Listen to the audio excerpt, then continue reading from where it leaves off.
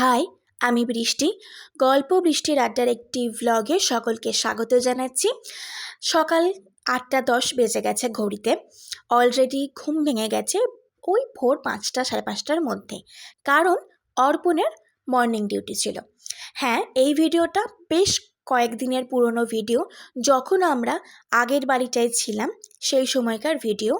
আর তখন কিন্তু আমার সাথে বাবা মাও ছিল, তাই সংসারের যাবতীয় কাজকর্ম, যাবতীয় চাপ সব কিছুই ওনারাই হ্যান্ডেল করছিলেন।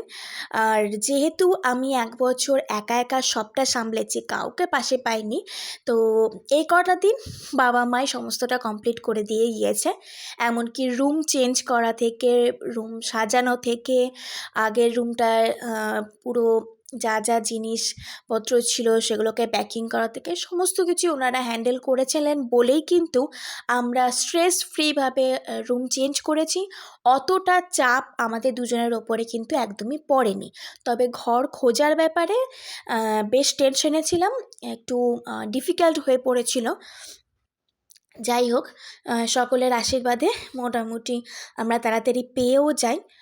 আর যে সময়ের কথা এখন বলছি, ওই সময়টায় প্রচুর হেনস্থা হতে হয়েছে। মালকিন প্রচুর অত্যাচার করেছে আমাদের বাড়ি থেকে তাড়াবার জন্য। জানি না কী সমস্যা ওনার হচ্ছিল। আমরা কোনো রকম অত্যাচার, চিৎকার চেঁচামেচি বা আদার্স ধরো যে সমস্ত ইয়াং কাপলরা থাকলে প্রবলেম ক্রিয়েট হয়, সেরকম কোনো প্রবলেমই ক্রিয়েট করিনি।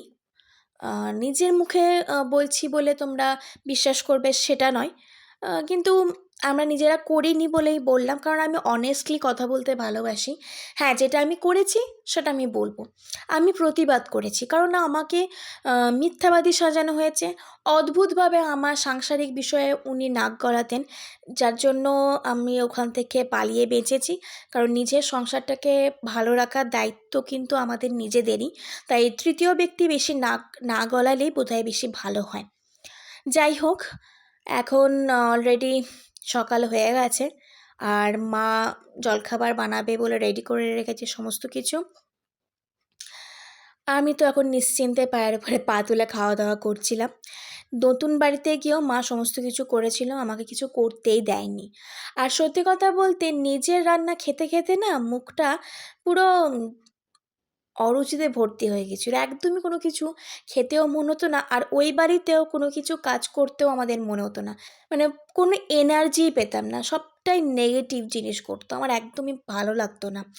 তো সেই জন্যই মা বাবাও ফিল করেছে প্রবলেমটা, আর বাকিটা সবটা ভগবানের ওপরে ছেড়ে দিয়েছিলাম।